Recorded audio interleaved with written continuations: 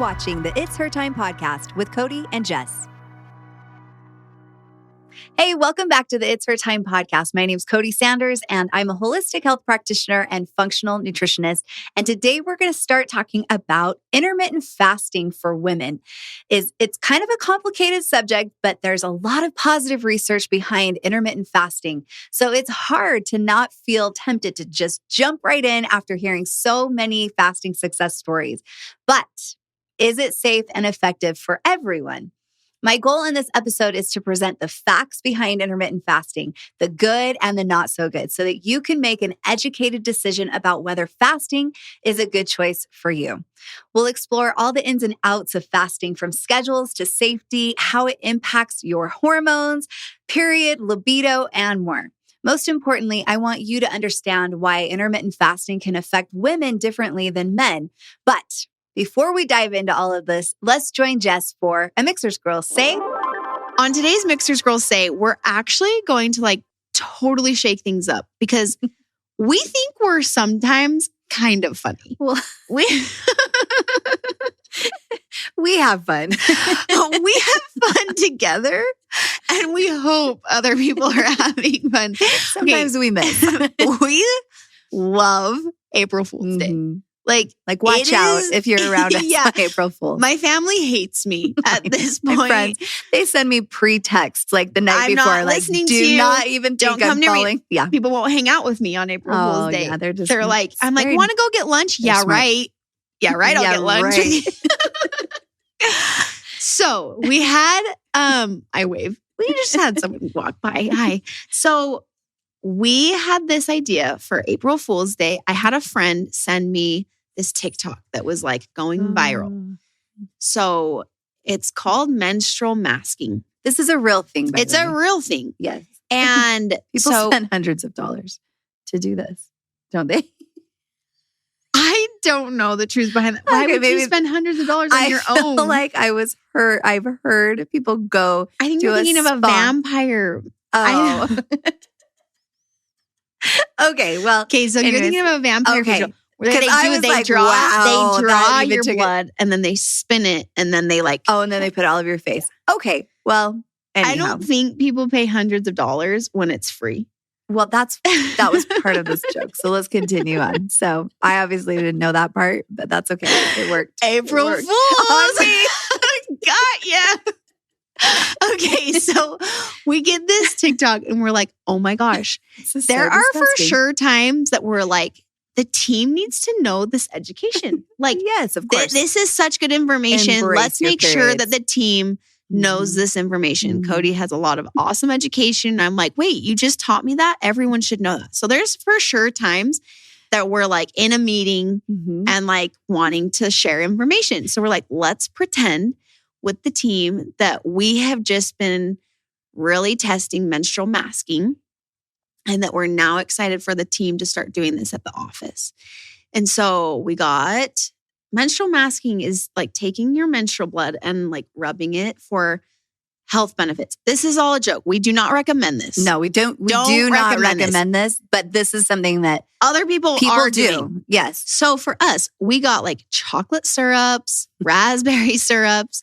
And it was crazy how realistic it was. And we got one of our Mixhers menstrual cups. Yes. And we're ready to tell the team that okay, this is menstrual masking. These are the benefits, and prank them. Yes. Well, then we realized that we actually, in the office, there were some visitors that we rarely see, but they know us well enough to know we care about education. We do kind of weird things sometimes, but that we're all about health benefits. So we're like, oh my gosh, let's turn the prank.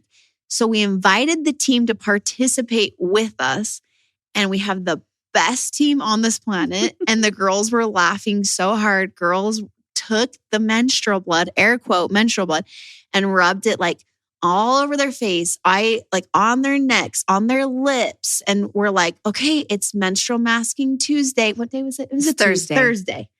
We called it Therapy Thursday. Therapy Thursday. Yeah, Health Therapy Thursday. And this is kind of could be believable because Jess is alluding to, we do stuff but it's not menstrual blood. anyhow. Yeah. So then before these visitors came over to the office, I went and told some other men, I'm like, hey, I think you left that part out. These visitors were men. Yeah, the visitors were men. Okay. But before the visitors were asked to come over to our office and like swing by on Menstrual Masking Thursday, on Therapy Thursday, I went and told some other men, I'm like, when you come over, make sure to act like this is something you have seen us do before. You're like, here they are again. Like, yeah, they're kind of weird, but that like pretend that we do this all the time. Their stuff. So these men are like, yeah, I'm in on it. So they come over. Immediately, the men I had asked to be in on the joke were like, ooh. And like looking around, so confused. And they're like, I gotta go. Had been here maybe in the office for 2 minutes and they're gone. Lightheaded. They're gone. And I'm like, okay. But then we totally pranked the visitors and like he's onto it like so fast and is like, you guys funny. He asked for one. And then like did the menstrual masking. You guys, hours pass by. We're like, ha ha, April Fools, menstrual masking, it's chocolate syrup. We got you guys. Hours pass. I'm leaving work and I go to one of the guys, his name's Josh, and I'm like, hey, thanks for the help. And he's like, I hated that. And I'm like, wait, what? Like, oh. And I'm like, what? And he's like, you guys, that is so disgusting. And he's like, I tried to help, but like, I couldn't get behind the joke. Like I was so disgusted. And I'm like, wait, what? He thought it was real blood for hours. Yeah. Someone that was in on the prank. In on the joke. We didn't pranked get the him. Joke. Yeah. And guy. So the poor guy, he's like, I have been nauseous for hours. He was like, looking it up. He was reading looking it up on TikTok. He had texted his wife and was like, have you ever heard of this? Do you do this? Anyways, some of our jokes like hit real good. And then some of our jokes, big time misses. And so I'd be curious to know what you girls think. Like, good one?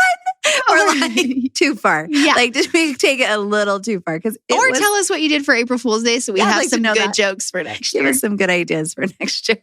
Anyway, now should we leave a video in the show notes? Yes. I'll put a video in the show notes. Video can I do that? Show notes. Or you can check Cody and I on our Instagram. We have a reel we shared too. You can get the picture and you can then decide. Yep. Too far? No. Who knows? Okay, let's go into the episode. Mixhers is a company made for women by women. Each of our products have been carefully and lovingly crafted to support you in all stages of your life, providing you with the optimal health you deserve. Each ingredient we handpick is 100% all natural, backed by science, and chosen specifically to better your life physically, mentally, and hormonally. Each product empowers your body to take charge of its monthly hormonal shift and flows, empowering you to live life to the fullest. Let Mixhers take care of your needs from sunup to sundown, and you take care of the rest. Check us out at mixhers.com, Mixhers.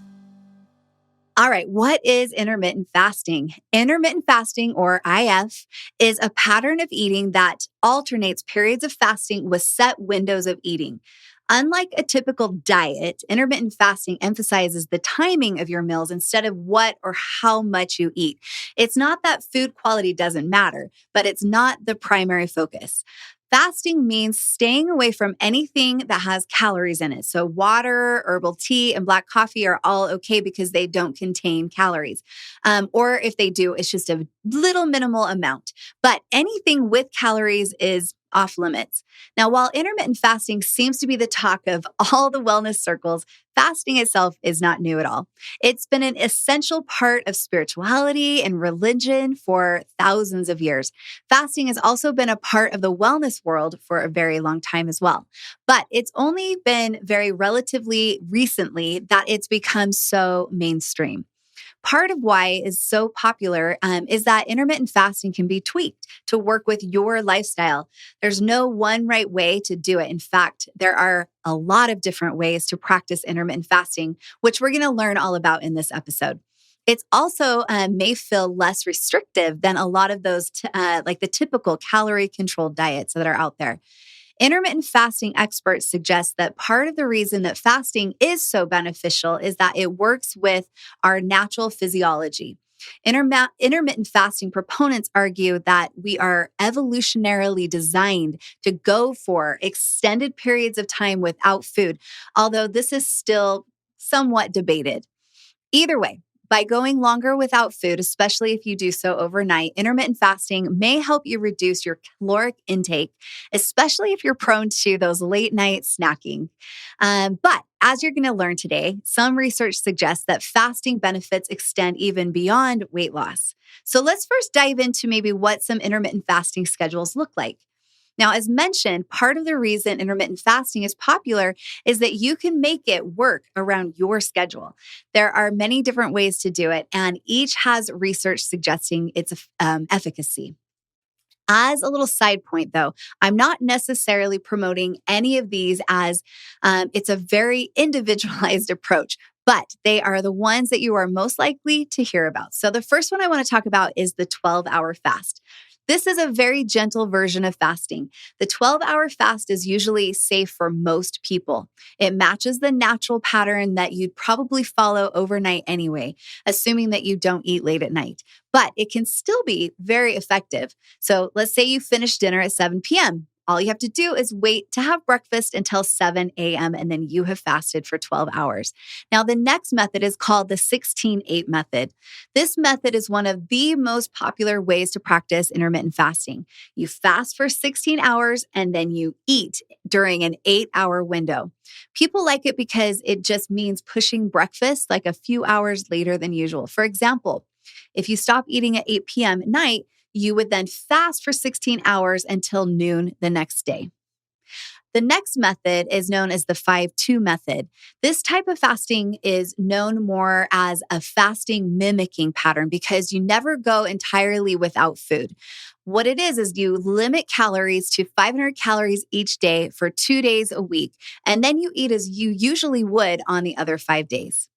There's also a method that's called the eat, stop, eat method. And this pattern follows a 24-hour fast for a few non-consecutive days a week while eating normally the other days. So you'd fast for a full day, normally eat for the next few days, and then choose one more day to fast.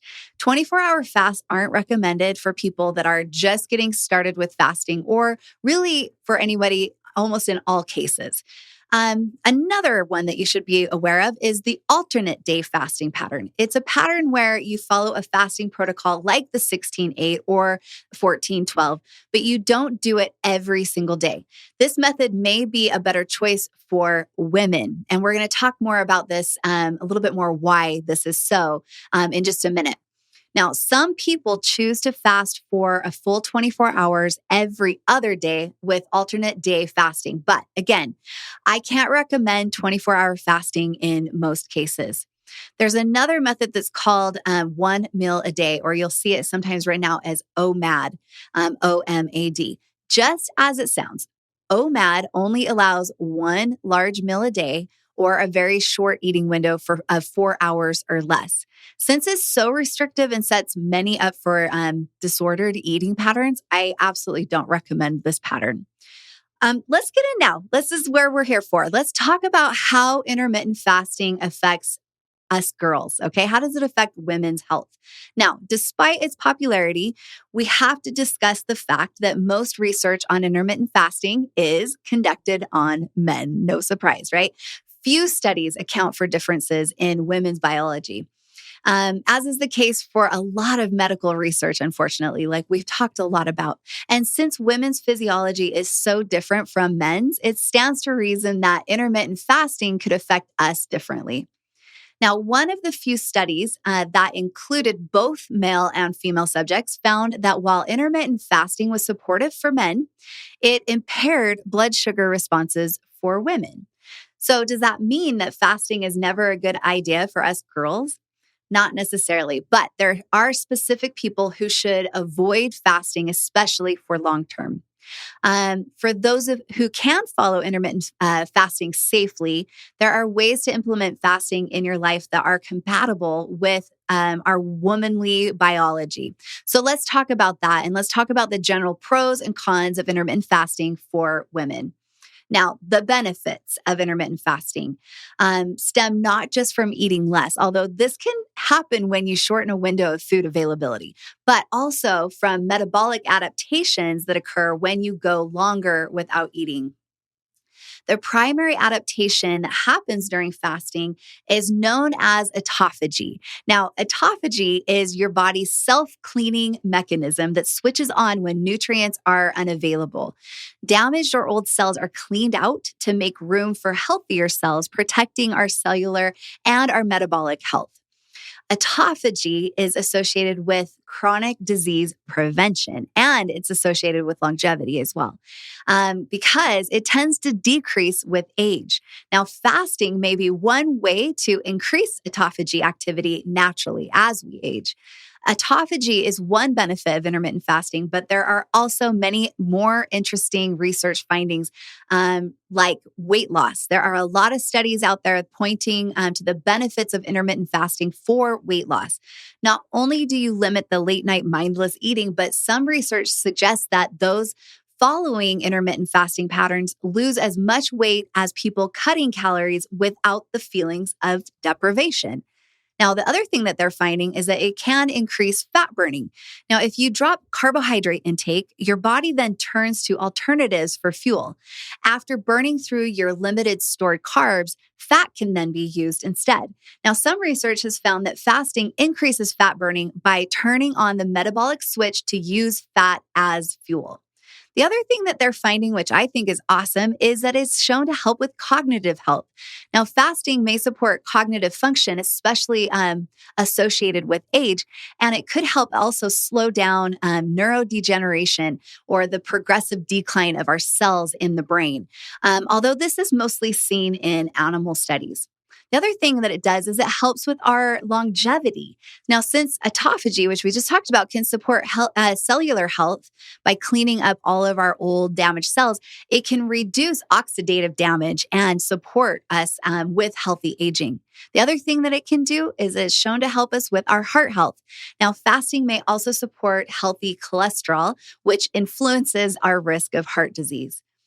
Another benefit is that it's great for blood sugar and insulin resistance. So fasting may support improvements in weight, insulin, and insulin resistance as effectively as calorie-restricted diets. The other thing is it helps to boost our immunity because fasting may positively influence the production of healthy white blood cells through autophagy. It also can help to reduce inflammation. There are several studies that are out there that have found that fasting improves markers of inflammation and oxidative stress. So those are great benefits, but let's talk about the side effects and the risks of intermittent fasting. Now, it seems like a no-brainer to add fasting to your daily habits with all of the potential benefits that we just discussed.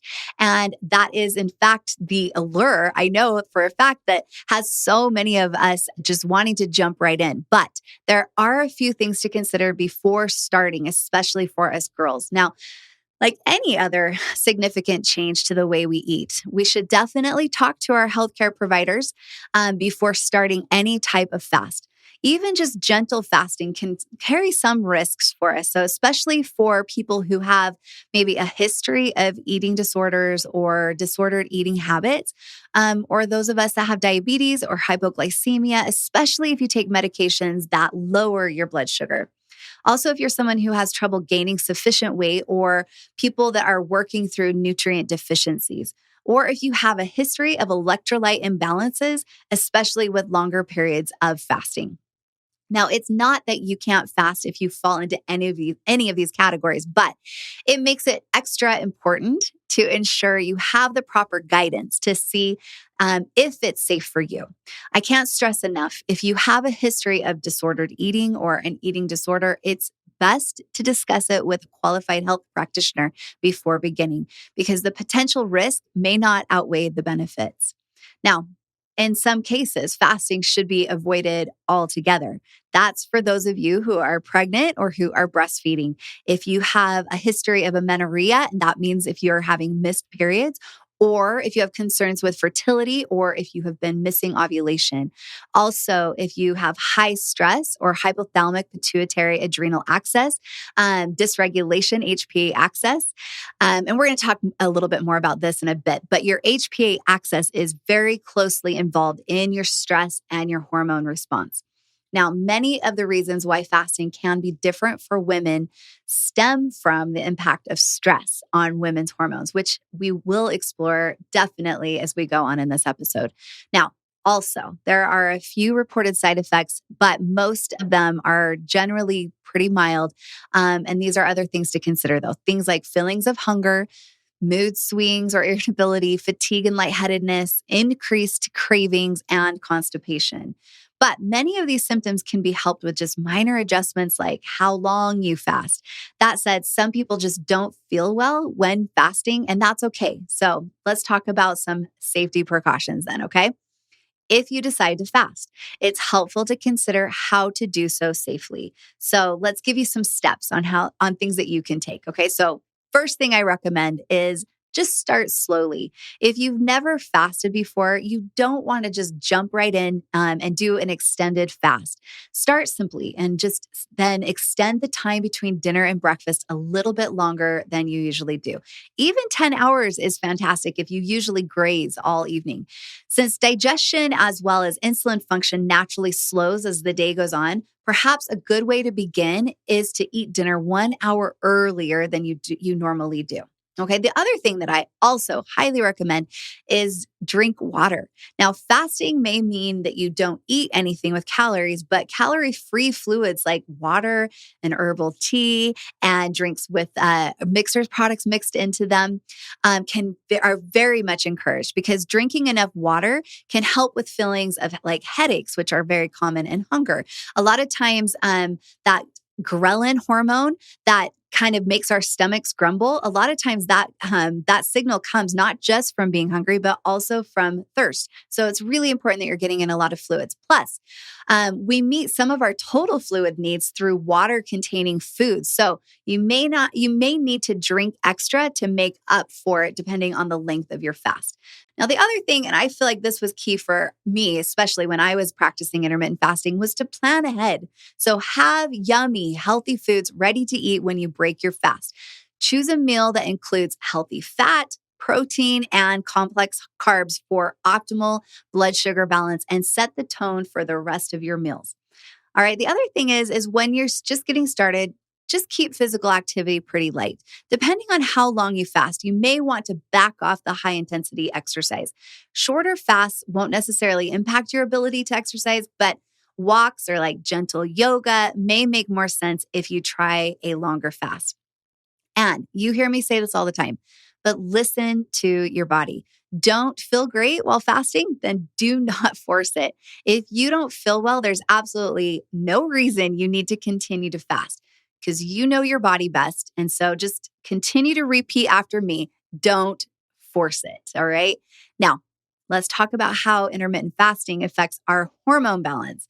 Let's jump into why intermittent fasting may not be as effective for women or why women may need to tweak the schedule a bit to see the same benefits as men do. Because it's all about our hormones. Everything that our body, is showing us and how it's responding to us, it all comes down to our hormones. Now, many of the supposed metabolic benefits from fasting are due to how your body adapts to perceived stress. We often think of stress as only a negative thing, but some short-term stress can actually be really good for us. So a really great example is seen with exercise. When you lift weights, you are putting stress on your muscles. You're creating little microscopic tears that need to be repaired, which in turn is what helps us to get stronger. So fasting is really similar to that. It's a type of stress that forces our body to use alternative fuel sources and move it into autophagy to respond to nutrient scarcity. But the female reproductive system is especially sensitive to stress. So much so that the hypothalamus will turn down the production of your reproductive hormones necessary for ovulation and menstruation when it's sensing that you are under stress. Now, stress includes calorie and food restriction, and your hormones are very sensitive to how much food you put into your body. So, if you regularly practice in extended fast or one of the more restrictive patterns that we talked about before, you may be overly stressing your body out and negatively impacting your hormone balance. How and why does this happen? Now, we're going to learn a new word. It's gonadotropin releasing hormone, or it's also known as GnRH, which stimulates the release of luteinizing hormone, LH, and follicular stimulating hormone, FSH, from your pituitary gland. And it's super sensitive to stress, including stress that comes from fasting, even the short-term fast. Now, LH and FSH play essential roles in your menstrual cycle and in your ovulation. So turn GnRH down or interrupt production, and estrogen and progesterone are also going to drop. So there's some indication that another hormone may be involved called kisspeptin. Now, kisspeptin is part of the process to stimulate GnRH production, and it also appears to be sensitive to stress. Both men and women have kisspeptin, but women have more of it. Now, there was an animal study that found that kisspeptin production goes down during fasting. So this could turn off the production of estrogen and progesterone. Now, while more research is needed, it could provide a clue for why women respond differently. So what does all of this mean for women in fasting? Now, intermittent fasting can put stress on the body that negatively impacts hormone balance for some people. Hormone imbalances can lead to a cascade of unwanted symptoms, issues with your period, and even infertility. And no, is this going to happen to every single woman? No, but knowing that it can occur can make it easier for you to decide if it's the right fit for you. And if you notice that you start to have symptoms when you start fasting, take it as a sign that it is maybe not something that's working for your body. So let's also talk about how losing your period while fasting is a thing. So if that's the case and that's happening for you, I want you to bail on the mission right away. It's a clear sign that fasting isn't for you, because our periods are a crucial, vital sign that tells us so much about our overall health. Okay. So if we start losing our period, this is like a flashing red alert warning for us. It's not a good thing for us to lose our period ever. Now, does intermittent fasting affect estrogen levels? The downstream impact of these hormonal changes means that fasting could decrease estrogen production. Now, while we often think of estrogen as a hormone primarily involved in reproduction and sexual health, it actually does a lot more than that.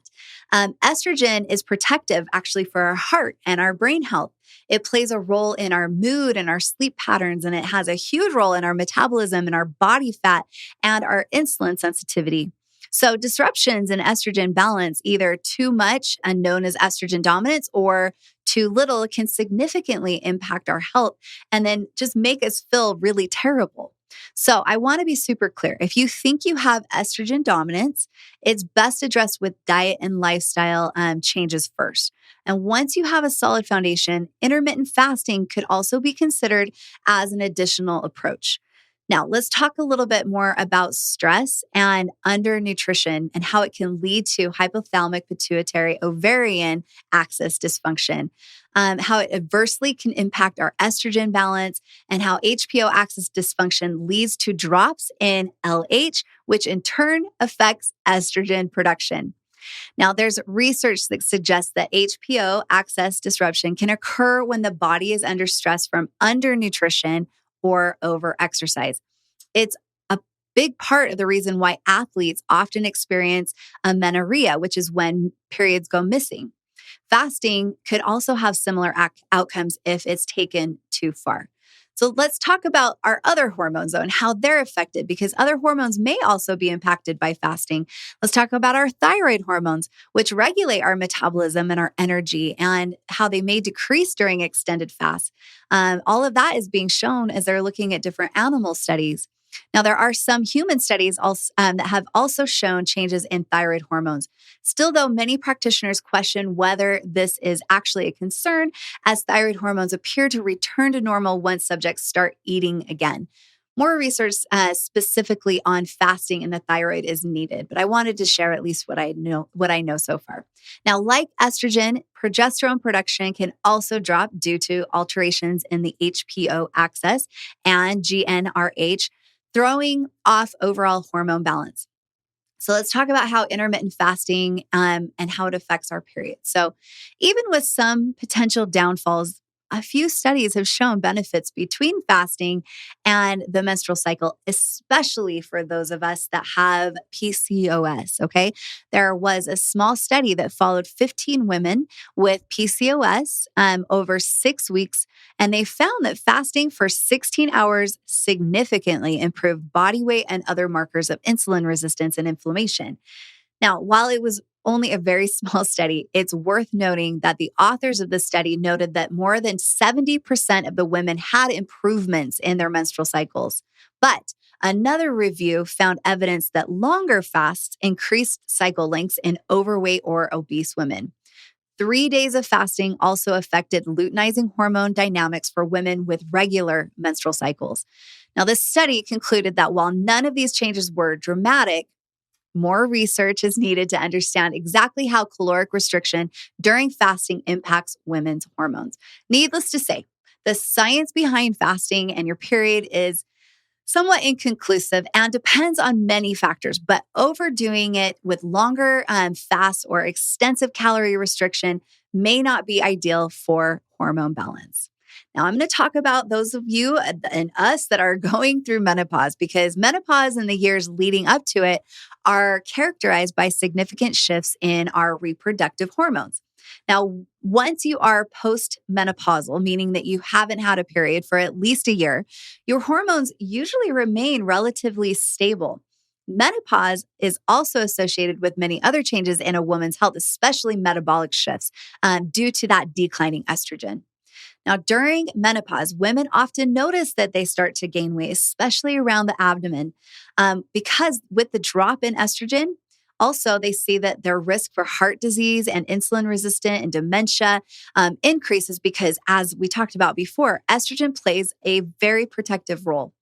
Now, intermittent fasting may help, since many of the benefits of fasting tie closely with menopause-specific health concerns, including blood sugar balance, blood pressure, weight loss, fat burning, and lipid improvements. As a result, even practitioners who usually don't recommend intermittent fasting may consider menopause a better time to try it, simply because postmenopausal women have much more stable hormones during this period of their life. So the potential impact on hormone fluctuations is a lot lower. Unfortunately, there really isn't any solid evidence specifically examining intermittent fasting during menopause. But from my perspective, intermittent fasting could be beneficial for postmenopausal women. But once again, it really depends on the individual. I also want to talk about how intermittent fasting affects cortisol, because that's something that we girls are very much affected by. Now, since fasting, like we talked about, is a stressor, another hormone to consider is cortisol, which is one of our stress hormones. Cortisol is your primary stress hormone, and it also contributes to elevated blood sugar and belly fat, both already a problem for many women during menopause. Now, while we don't necessarily have to worry about stress impacting a woman's menstrual cycle during menopause, stress is still a concern throughout our lifetime. And as you've learned, there is some indication that fasting can reduce estrogen. Now, since estrogen is already low for postmenopausal women, this is another factor that needs to be considered in the big picture. So, easing into fasting, listening to your body, and being mindful of what other influences could exacerbate stress are all realistic things to consider before fasting during menopause. Fasting also affects our libido, and I know you girls are going to ask me about that. So I know you're not surprised at this point, but the research is lacking on women and libido and intermittent fasting. But there is a study that was done on men who fasted during Ramadan, and they found that fasting decreased their sexual desire and frequency of sexual activity. But again, Studies on women are sparse, but I think we can still learn a little bit from that study done on men. Now, since fasting can impact hormone balance and potentially decrease estrogen, it could negatively affect our sexual desire.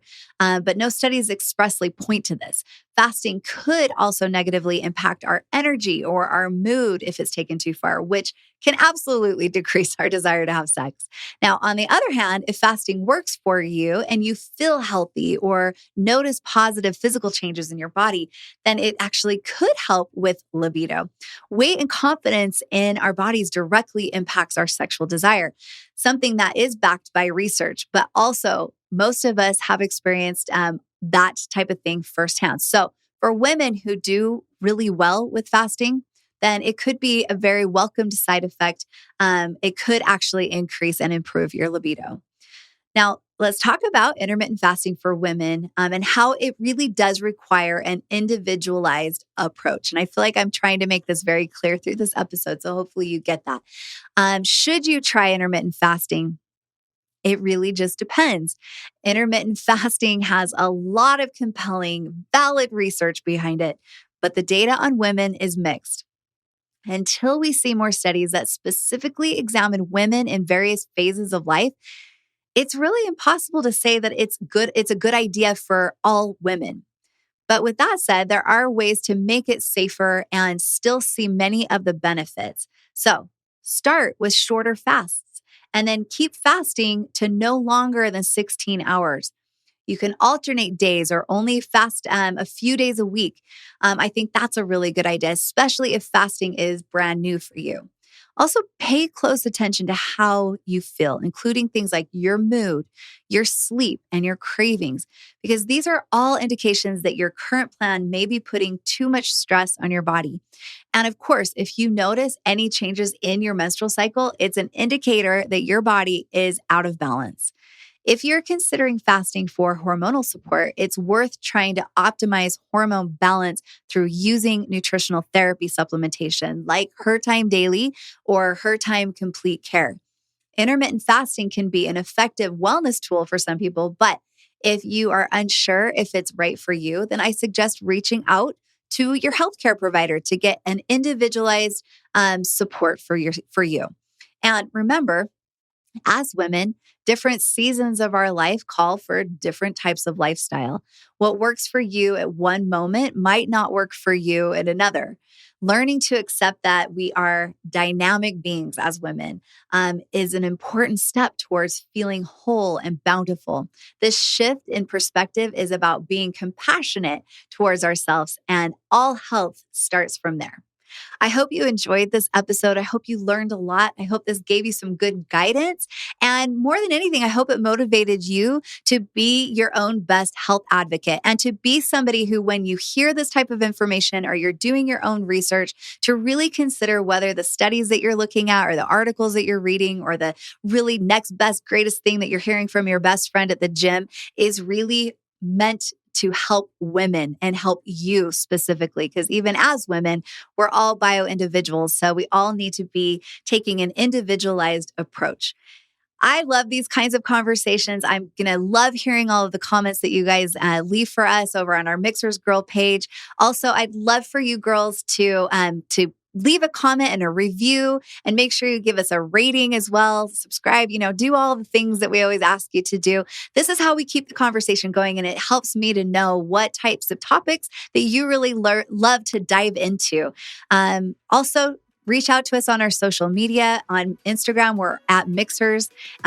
It's Mixhers. That's a great place for you to share your thoughts on this type of an episode. So anyways, I hope you enjoyed it. Please share this episode with the girls in your life because sharing is caring. And I will see you again next week. Until then, have a very happy and healthy week.